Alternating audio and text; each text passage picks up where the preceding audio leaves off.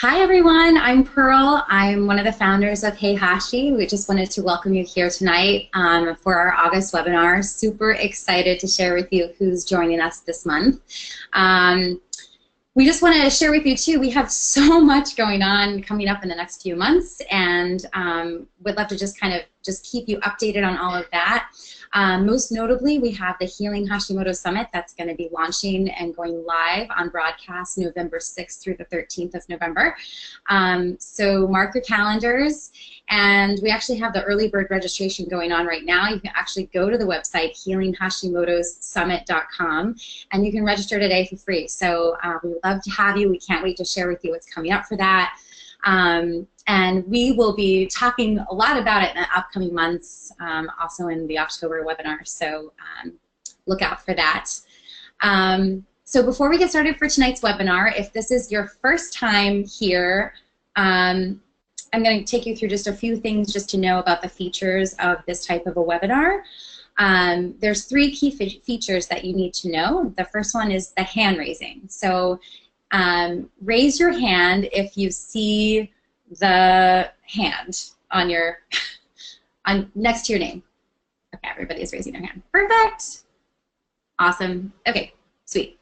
So yeah, so that's something that's super cool. That's a super fun way to just kind of the speaker might ask a question, and just raising your hand like that is great.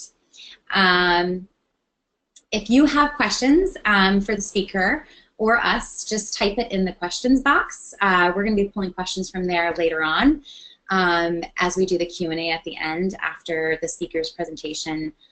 We also have a really exciting gift to all the attendees tonight. The speaker, Caitlin Weeks, who is just incredible, and she has just offered this incredible plethora of recipes, of paleo recipes for you. It's in the handout section on your control panel. So don't forget, you can download it anytime during the webinar, and make sure you do that before you leave tonight. It's all for you guys, so she was really excited to share that with you. So Caitlin, I just want to welcome you to the Hey Hashi community. We're super excited to have you here tonight, so thanks so much for joining us. Hi, how are you guys? Thanks for having me. It's really exciting.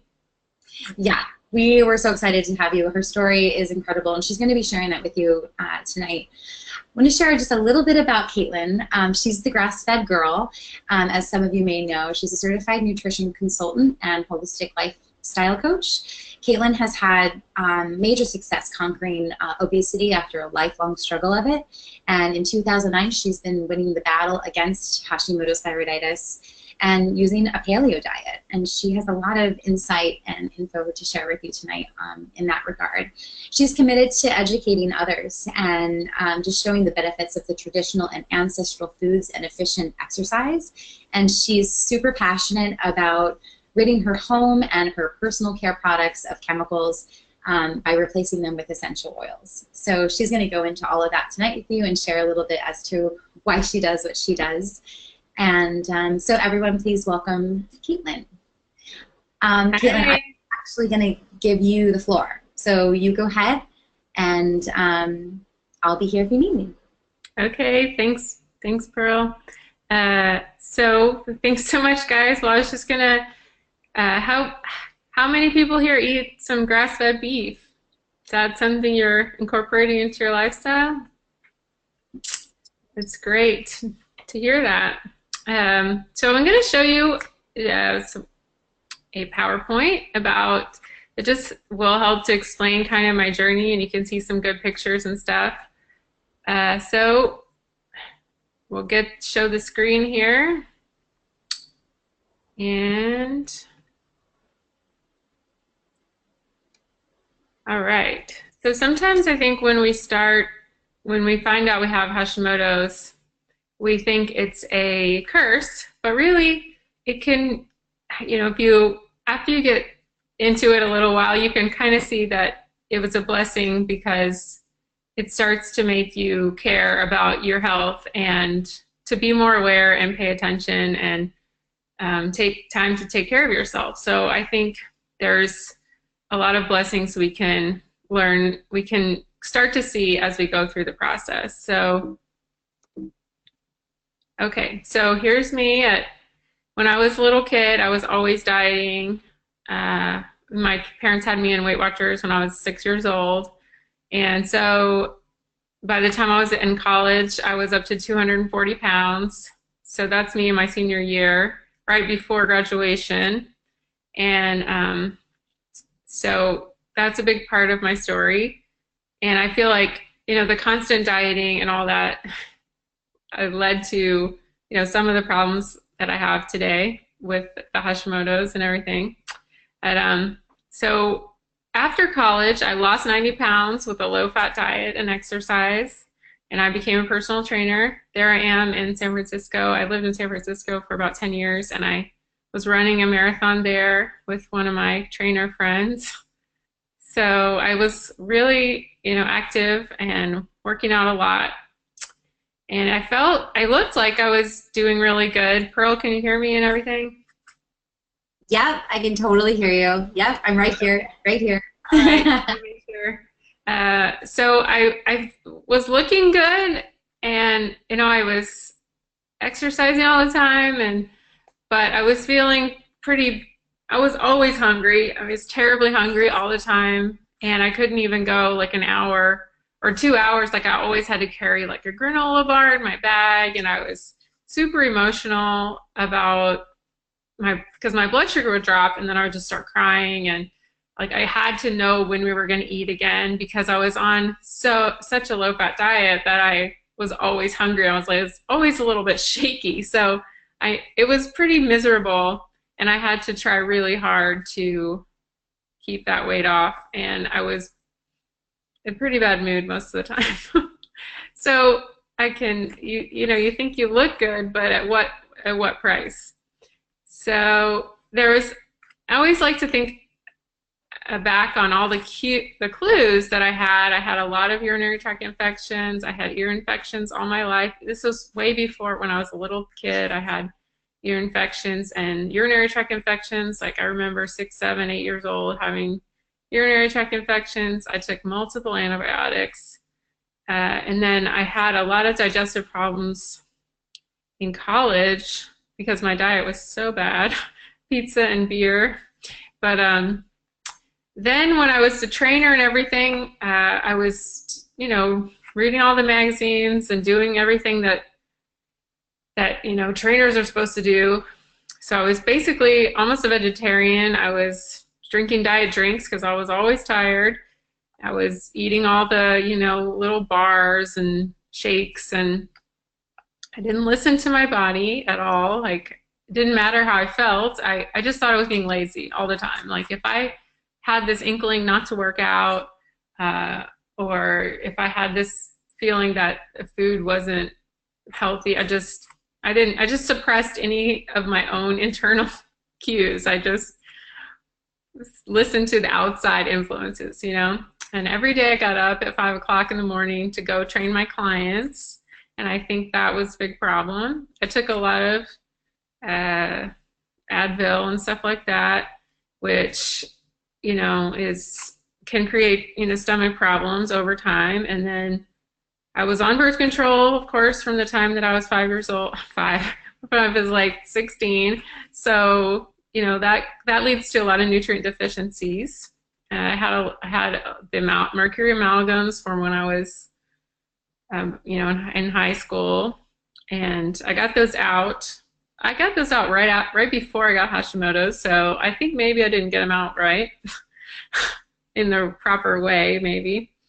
But then, I was going along, and I thought I was so healthy because I was in such great shape. I was in the least weight of my entire life, and I was very low in body fat. It wasn't just the weight. I was very low in body fat. But all of a sudden, I hit like this wall, and I felt terrible. So I just could barely get out of bed at all. I would drink an entire pot of coffee before I could even go to work, and then I drank coffee the whole day, and then I had this long, like 5-hour nap in the afternoon, and eventually I had to cut my clients at night because I had to go back at night and train for like 3 or 4 more hours, and it was just terrible. And then I started getting really bad constipation, and the food sensitivity started to where everything was making me feel inflamed, and then I started getting like joint pain, and I just knew something was up because this was a new phenomenon. I never felt this bad before. So then I went to some doctors. So I tried to find a doctor that would listen to me, but it wasn't very easy at first. I really only went to one doctor, but they were pretty mean to me. They didn't want to give me the test that I asked for. And for some reason, I had a list from my mom that she had. My mom was always more into like alternative stuff than I was. And she had this list of tests. And so I took them to the doctor, and they wouldn't do them. But so I just wrote them in myself. I wrote them onto the form. And then they said that they would no longer be my doctor, which is pretty traumatic for somebody who's already in like pain and suffering, whatever. So that was a pretty bad experience. I mean, I know it was my fault, but I knew that if I didn't write them in, I wouldn't have the guts because I didn't have a lot of confidence that I knew what I was talking about. So I knew I wouldn't get the test if I hadn't written them in. So in the long run, I really think I did the right thing. But then I found this naturopath because I did live in San Francisco, and there's more naturopaths than regular people. And she told me that I should be on thyroid medication like right away. And so I went on what's it called? Not Armor, but the other one, the Nature Thyroid. Is it Nature Thyroid? Nature Thyroid, yeah. And it was amazing. Like I felt like a new person within 2 weeks or less. And I mean, I still had a lot of the symptoms, but I didn't have that tired feeling. Like I could actually function again. And that was really helpful. And it was just good because I didn't have to explain it to her or anything. She just knew, what I was talking about. So that was nice. And since I had the test, I could just show them to her, and she knew right away. So if your doctor's not helpful, just keep going till you find one who is. And you can order these tests. Now I know you can order these tests on the internet. You don't need a doctor. I just went this week and got all these tests done. And I do them, every 6 months or so because I can just pay and go get them done myself now. I don't need a doctor. So I just put this old mean looking doctor up there for effect. All right, so that's what I was saying already. And there was a ray of sunshine in my life with the medication. But the thing was, the thing is that that's not the end of it. And that's the thing that a lot of people don't realize. And I think, like my father, of course, I found out later he has also Hashimoto's. But he didn't tell me because, his doctor, his generation is just like, oh, take your Synthroid and you're fine. And we know now, of course, that that's a really old model, and there's so much more that we can do because it's really a full body issue. And you don't have to live with all these bad symptoms if you address more than just the low thyroid, because it's really an autoimmune issue most of the time.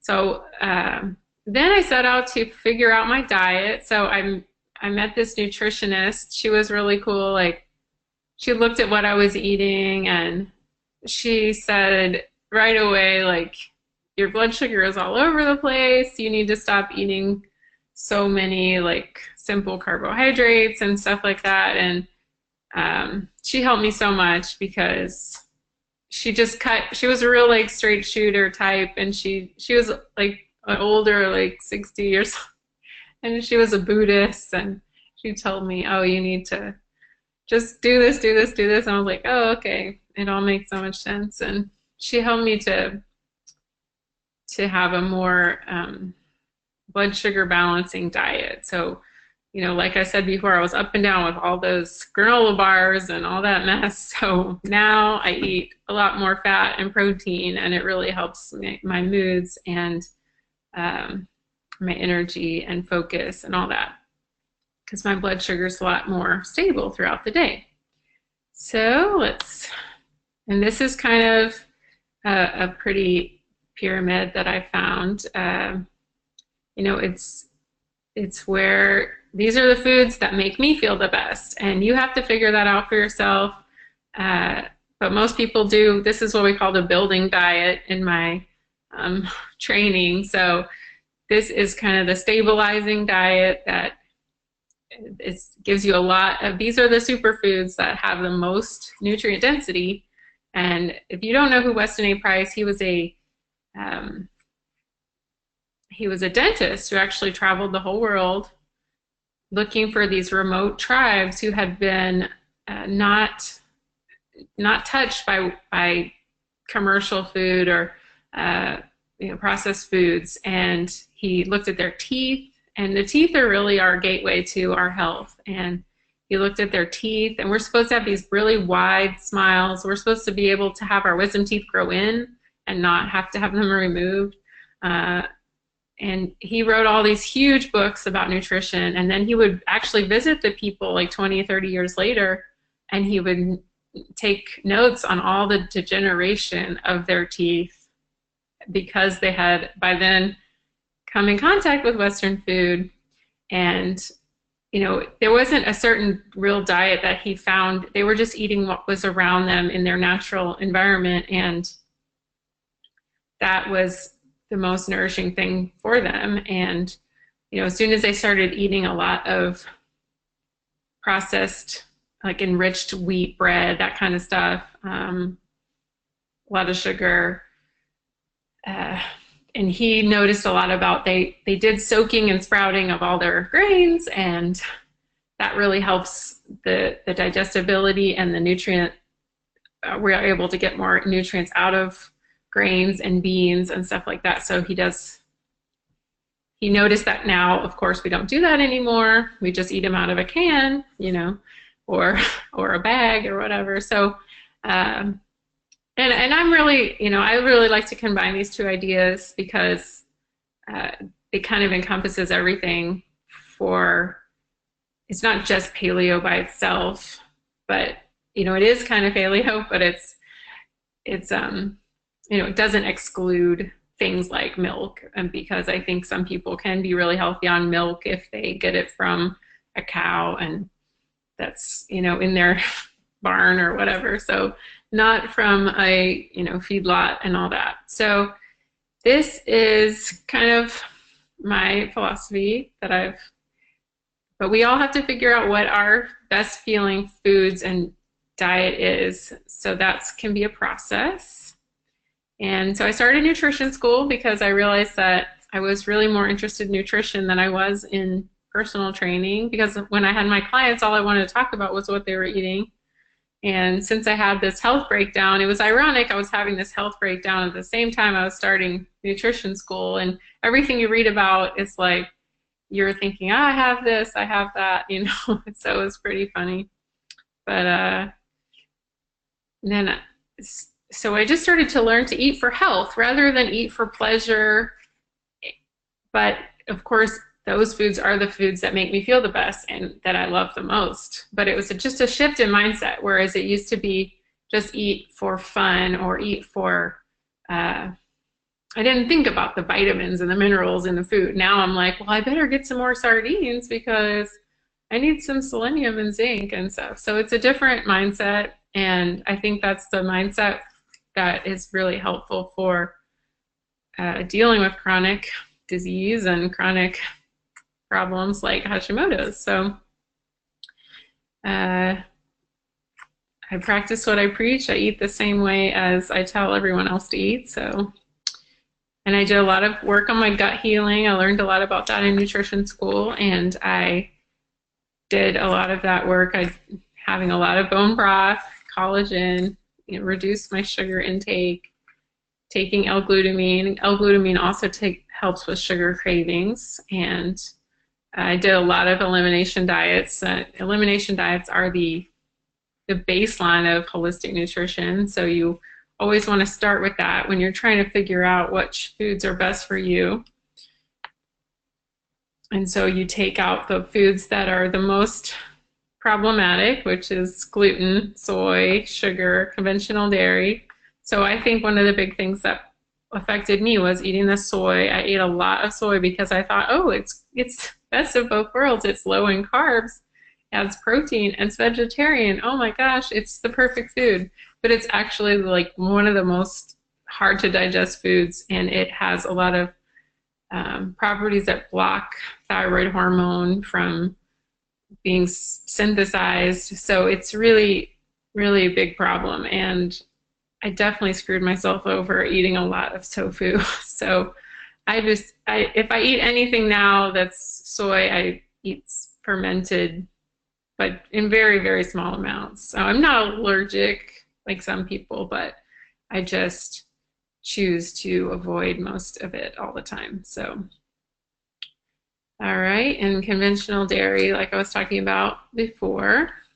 And then here's some thyroid superfoods. So the grass-fed meats, grass-fed meat is more, it's got the nutritional profile more of fish. Like it has more omega-3s, and omega-3s are anti-inflammatory food that we need.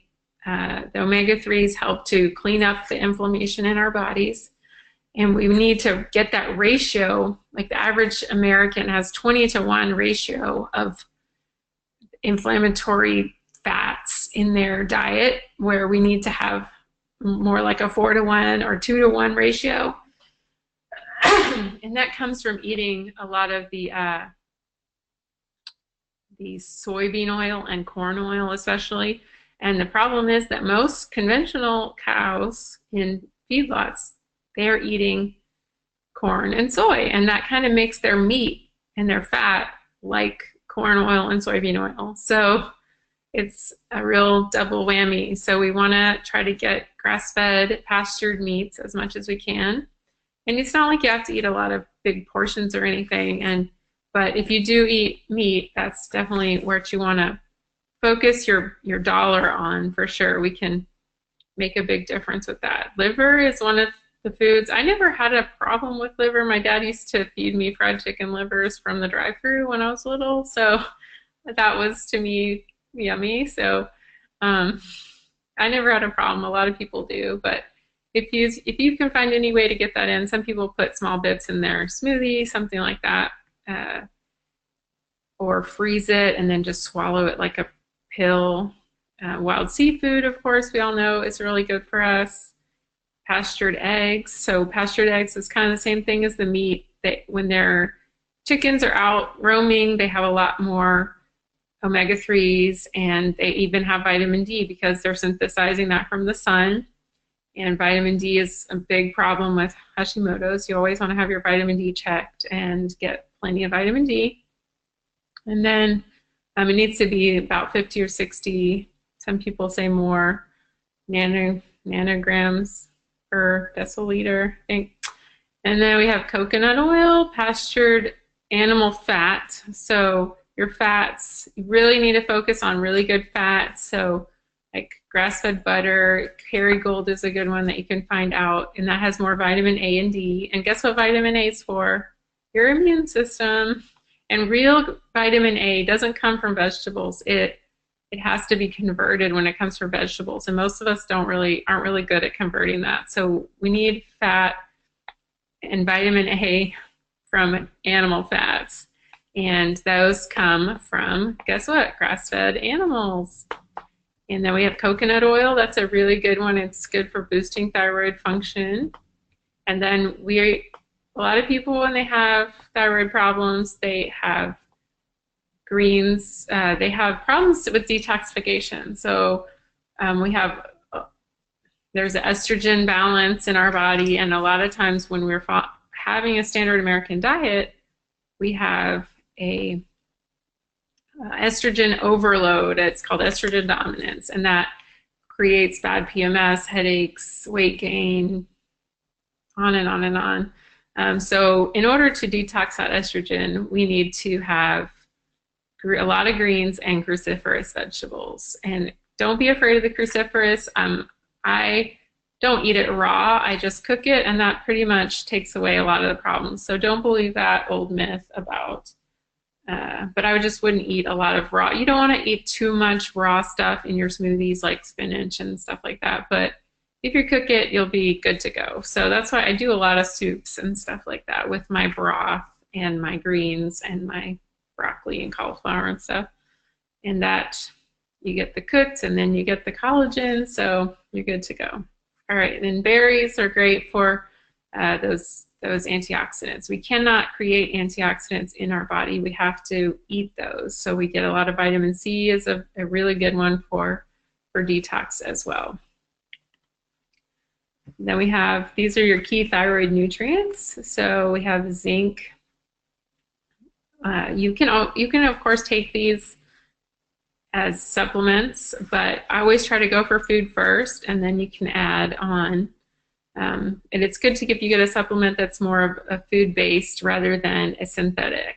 So if it's food-based, that will be more like, we'll have the cofactors and it will be more absorbable, and you'll get more out of it. So we have zinc, oysters, liver, very high in zinc. Selenium, you've got also your Brazil nuts, sardines, beef, grass-fed beef. Vitamin C, you have your vitamin E. It was all of those healthy fats we talked about.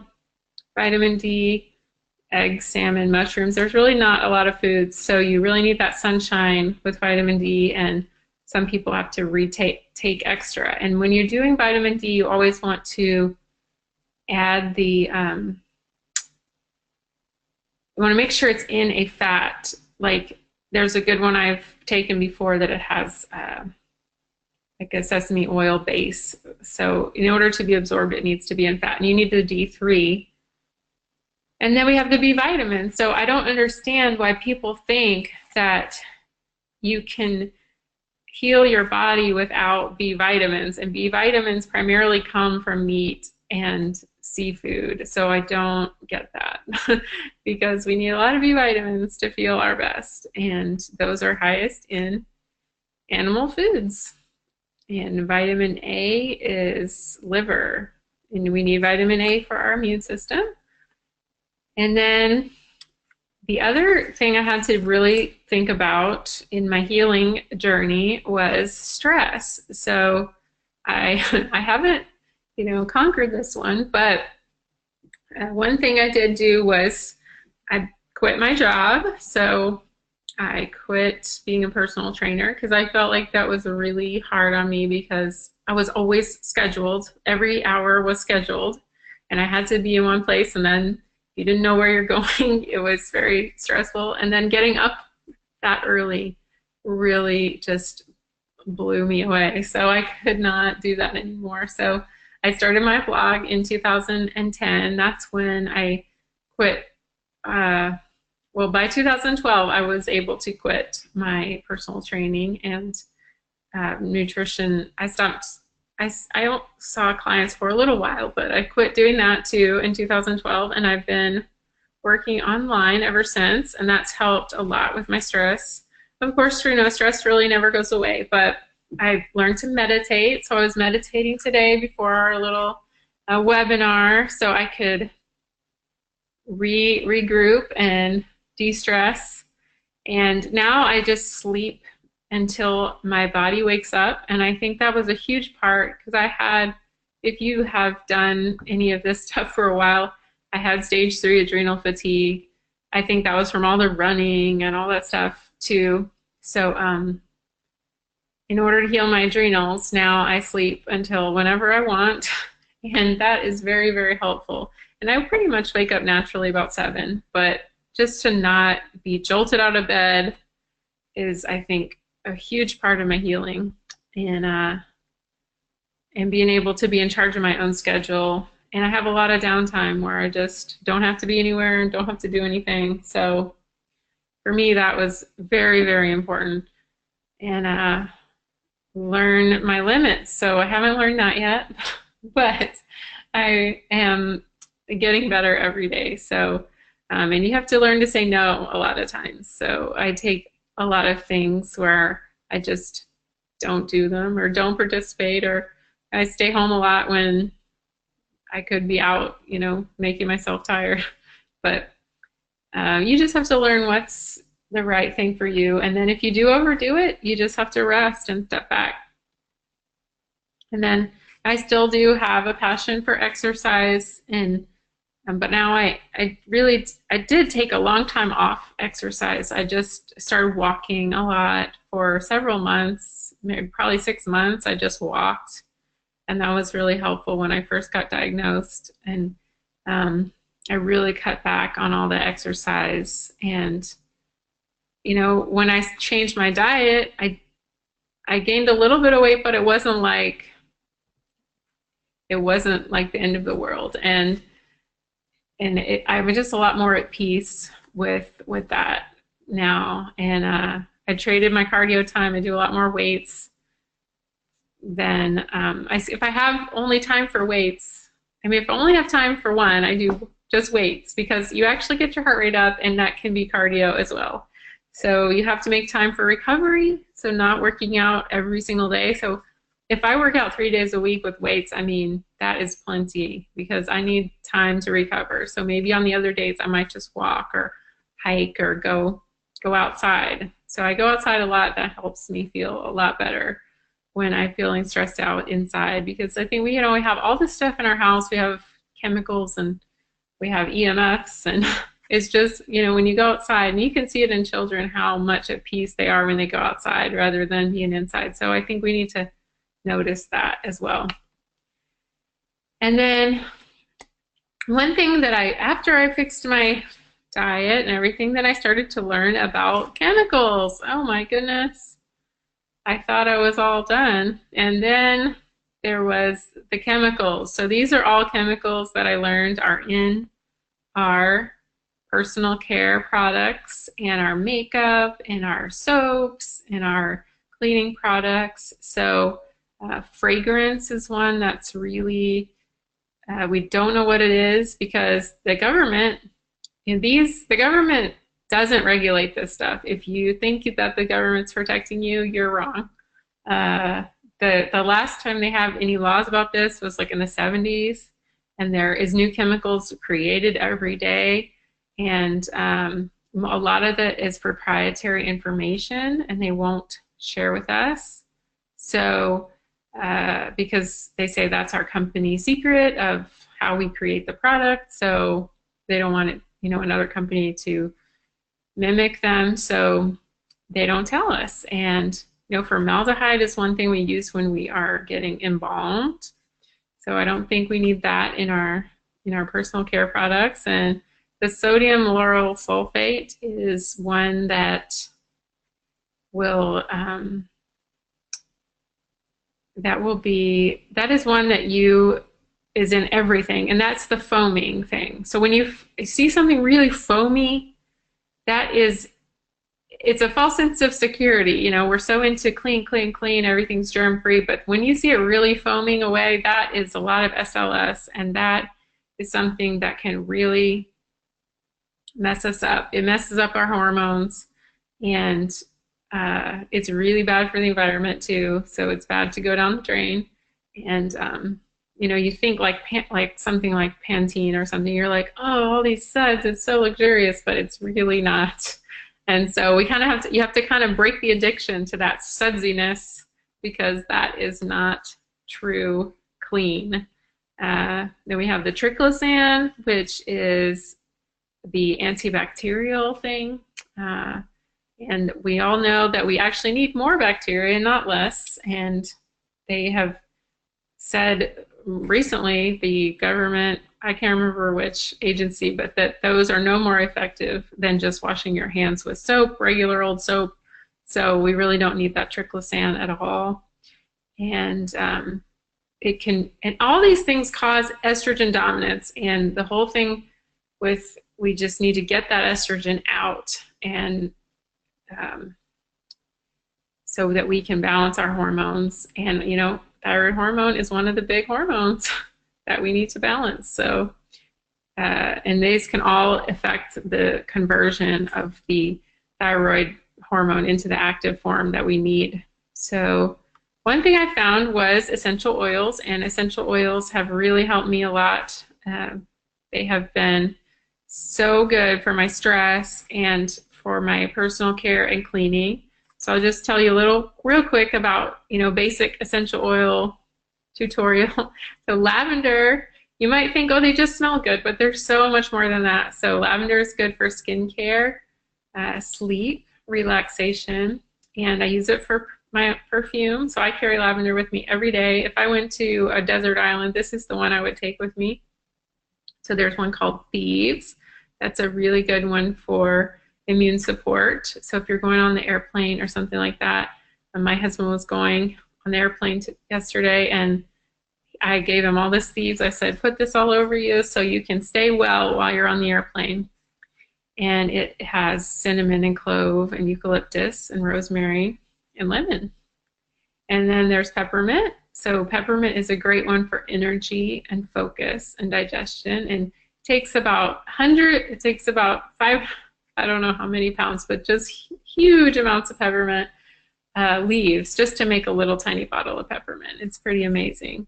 And the company that I chose to be a brand partner with, they have their own farms, and I visited them, and it's been really rewarding to know where my oils are coming from, because there's a lot of adulteration in this industry. And then there's a digestive support blend that I love called Digest, and it has fennel and anise and ginger. So ginger, we all know, is a really good one for digestion. So I love that one. It doesn't smell that good, but I carry it with me all the time. And then we have a Panaway. And Panaway, and that is for post-workout. You can put it in a bath with some Epsom salt, and then you get your magnesium, and then you can put it on the back of your neck for head tension in stress times. And then Stress Away, which is just the best one in the world. It smells like Hawaii, and it's the most wonderful one. It smells like flowers, and I use that one in the traffic all the time. So I love that. If you want to know more about the oils, you can go over to grassfedoils.com, and I also have a e-course for people who want to learn about how to use essential oils. And those are there's a Thieves blend that also does the home cleaning. So I use that to clean my entire home, and that is one thing that has been very helpful for me to just don't have to figure out every single thing. I can just say, okay, if it comes from my brand partner company, it's all good and clean. And so that's taken a lot of stress off trying to figure out how to be toxin free. So Caitlin, we're running out of some time. We want to have time for questions. Not trying to. Okay. This is perfect. This is one of the last one. This is like the last one. Yay. All right. So basically, we just want you to eat. You know, change your focus from always being on a diet and all that, and just learn how to eat to feel your best. And then learn about, you know, what you put on your skin is important as what you put in your body for eating. So putting on your skin is just like eating it. So you got to be more aware of that and get your stress going, get less stress.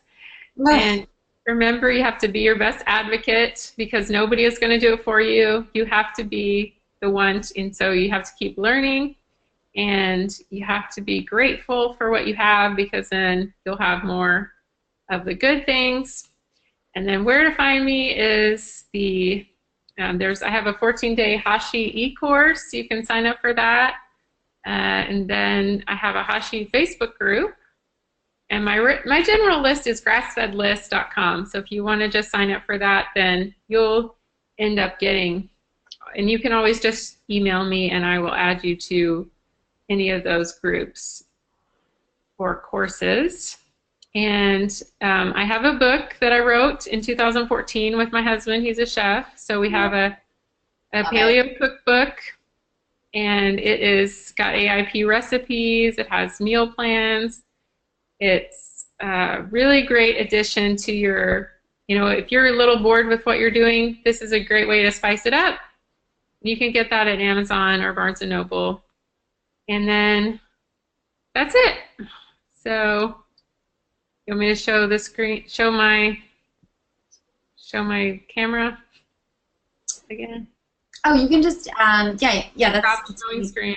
Okay. perfect. Yep. So we are going to ask questions now. So everyone, if you want to just start asking questions, I wanted to share something. I was listening to your whole journey, and it's amazing to see the similarities that your story is like mine. A lot of similarities in it. Like, I was a vegetarian for, a good 8 years, and I was diagnosed with Hashimoto's like my 8th year of being a vegetarian, and I'd eaten so much tofu and soy, and it was the first thing that I was allergic to. And amazing when you let those things go out of your diet, how much more energy you have. And your mood changes. But yeah, it's amazing. And then like the same thing with medications and everything, shifting medications and dosages and stuff. It was a really big shift for me. So Elizabeth has a question for you. Elizabeth asks, what are your feelings regarding the FODMAP eating plan and insulin in the store-bought gluten-free bread that she eats? Well, FODMAPs, I think it's a good idea. There are actually FODMAP modifications in my book for like almost every recipe. And the thing with FODMAPs, though, I think there is always a deeper issue. It's not just don't eat onions and then you're fine. Like, that's not the problem. Like, you might find relief from the FODMAP thing, but there's usually some kind of either parasite or a H. pylori or something else underneath that. So I would keep digging, and I think the FODMAP thing is great because it is permeating the regular doctor culture, but they don't know to like look deeper. So I think it can provide relief, but I don't think it's something that you need to stay on forever, especially if you don't find relief. You need to look beyond that and find somebody who can help you with maybe some stool testing or something like that. Yeah. And the gluten-free bread, I think gluten-free bread, has a place because it's really hard to change your diet forever. So, if I go on vacation or if I go on a trip, I do maybe try some gluten-free waffle or, something out at brunch or something, but it's not a lot. It's not a big portion. It might be if I have avocado toast on the gluten-free, but usually I end up leaving half of it because it always looks better than it tastes. And so it's not something I think is needed for every day. I think it can also block you from eating more nutrient-dense foods, and it will affect blood sugar. And basically, it's just pure, simple carbs. So it's not going to really do you any favors. But I think you want to keep it there for special occasions or sometime when you just really want a sandwich or a wrap or something like that, just to make you feel normal. But I don't think it's something we need to eat every day. Allison is asking, what are some of the methods for coping with anxiety with Hashimoto's? Well, I haven't had a lot of anxiety. Well, not that I know, not that I identify as anxiety. Maybe because I've had such bad adrenal fatigue, I just would sleep through the anxiety. Yeah. But, I do have a lot of friends who have had a lot of problems with anxiety, and I'm one of them. my I do think, I mean, essential oils can help a lot with anxiety. Oh, I'm not supposed to say that. But Yeah. the essential oils can help a lot with stress and relaxation. Yeah, like the lavender, like right here. I do that, you know. I put peppermint on my stomach. I do the, you know, here for lavender, where you can actually, like, on my temples. Yeah, I mean, it can help you just calm yourself and you're really learning. I mean, you got to learn a technique, you got to learn meditation or something that you can deal with. I mean, if you're not good with meditation, like try like a meditation app that can help you. Like put your phone on airplane mode first, and then and then and then do so because you might need a guided meditation, especially if you're really anxious to calm down. And then you've got to look at the gut healing because there's always a gut-brain connection with anxiety. So you want to do your L-glutamine, your collagen, and work with a practitioner to, you could have candida stuff going on, so you want to reduce your sugar, and you've probably got to work with somebody to figure out the connection there because, I mean, my mom has had a lot of problems with anxiety, and she had a lot of problems with candida, and then when she would deal with the two, they would reduce. Something that I learned, and I've been practicing because I've dealt with anxiety for years, and I mean now it's much better as I've created a meditation practice and I go do yoga consistently a week. But something that I noticed, and the one thing that helped me at the beginning was, when is the moment that I'm discovering that I'm anxious? What am I doing? Where am I? And who am I with? Those are the three questions I asked myself when I would have these anxiety attacks and panic attacks. And so it's really like looking at the environment around you in the beginning, just starting to understand the awareness of, because there's a moment where you're aware first as to you're feeling this, right? And to notice what's outside of that is the first steps to relieving it. Teresa has a question. Where do I get lab work done from the list if my doctor won't order more than TSH?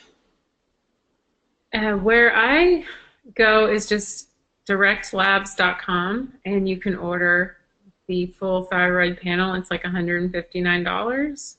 They're super easy, and then it will tell you where the location is. So usually go to like first, so what you do is you order it, you pay, and then you print the piece of paper. And then you take the paper to, it's called a requisition, over to like a LabCorp or something like that. So it'll tell you, what's close to you or if, it'll say if there's none, then, so you can look for a location.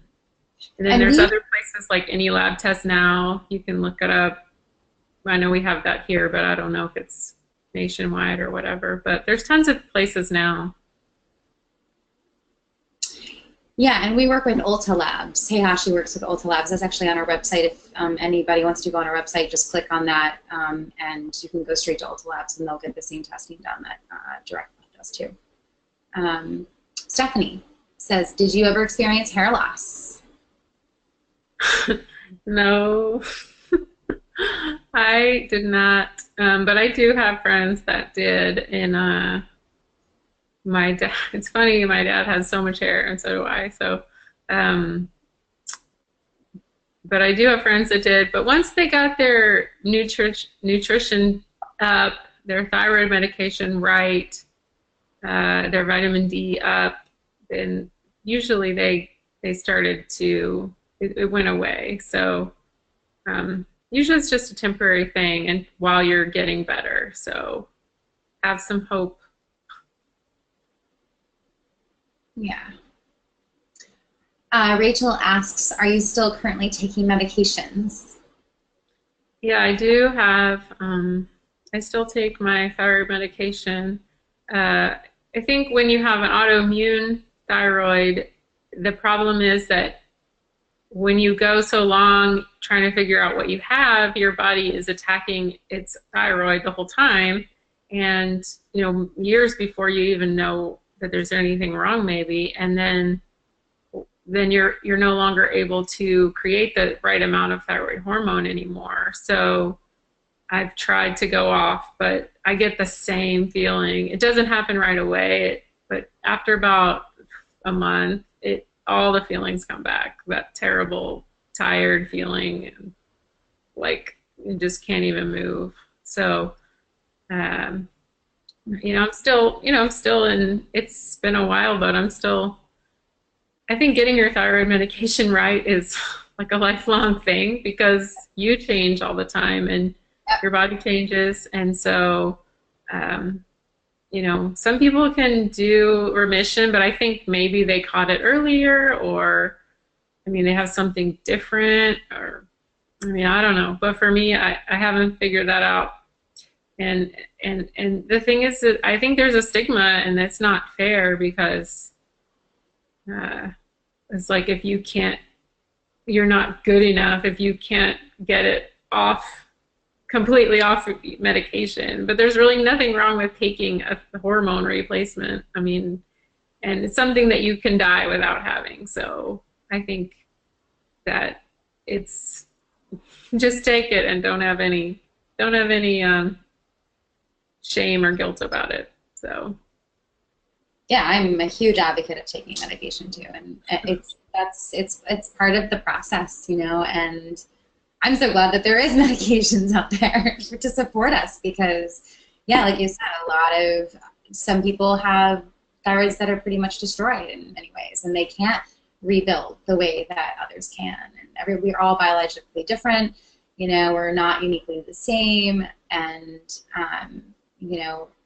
but it's starting with the diet. It's starting with that shift of, finding like a place to really have some time to relax and recover and not be so hard on yourself. and denying yourself something you need just because you don't want to take medication, I don't think is the answer. Totally. Yeah.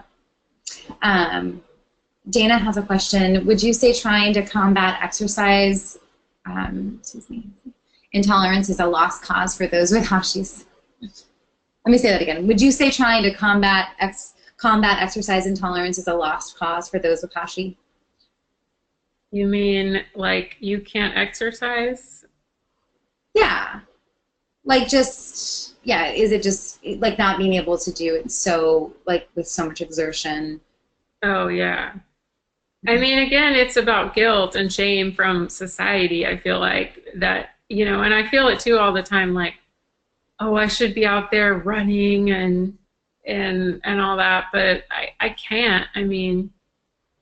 A lot of days I feel like I can't even exercise at all. So anything that I do, I'm proud of myself, So I just think once you have that, you just have to give yourself a break, and especially at first, it was hard because I was still being a trainer and all that at that time.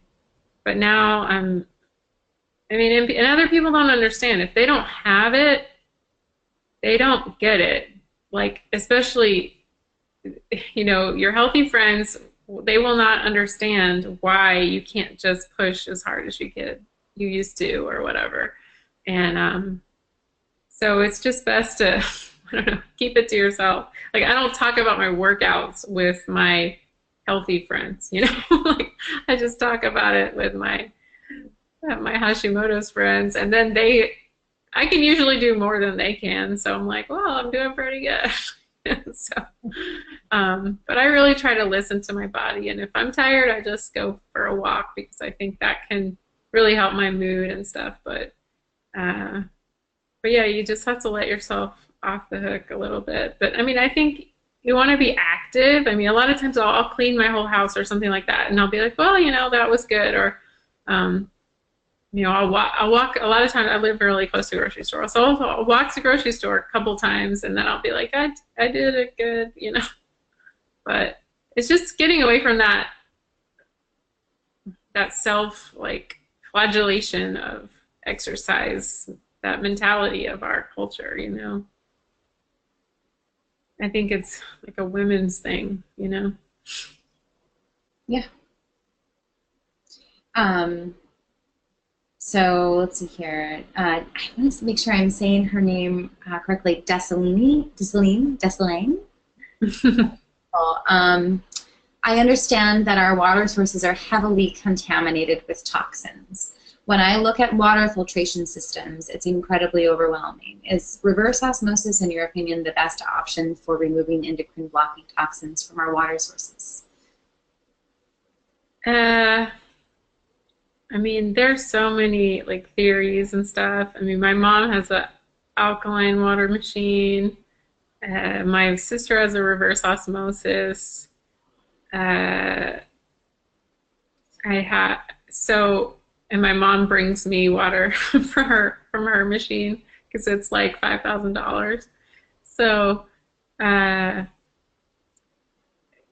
I think reverse osmosis is a really good way to start because that is where there is affordable systems for that, and so yeah, I think there is a lot of good things with reverse osmosis. And that's something you can go buy in jugs or something at Whole Foods, and uh, and it does get out the fluoride and everything. So I think that's a good starting point, and then you just have to do more research. I mean, I have friends that have big Berkeys, and that seems pretty good. So as it's kind of like a toxic soup. So anything's better than nothing. So you just got to start wherever you can afford and then just keep on upgrading, I guess. Yep, exactly. There's so much supplements. There's ways to detoxify your house, chemicals to free, stuff. Things can get so expensive, and it's something to really think about. It's like, start in one place, decide, what you're going to do first. You don't have to do it all at the same time. And also, it's like overwhelming to think that trying to change everything at the same time is, but yeah, starting from, one system from Whole Foods that is there that you can just pick up. It's like that simple. But yeah, I would say water is super important I mean, you're drinking it, you're taking a shower in it, you're brushing your teeth in it. I mean, we're using it at home. You can get a shower filter too to get the chlorine. Which one is it? Which one do you like? I can't remember. I threw the box away. Yeah, we have the Berkey one, which is nice. Oh, okay. Shower. Oh, okay. Yeah, and it's just easy. You just you just unscrew the normal one. I mean, but those are things that I just didn't even know either. I mean, these are things in our daily lives that are super important to really bring light to.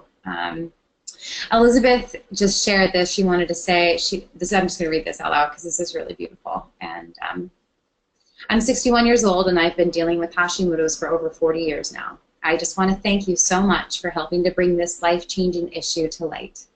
The more educational opportunities we have out there now, the more people will feel empowered to be their own advocates with their healthcare. Oh, thank you so much, Elizabeth. Thank you, Elizabeth.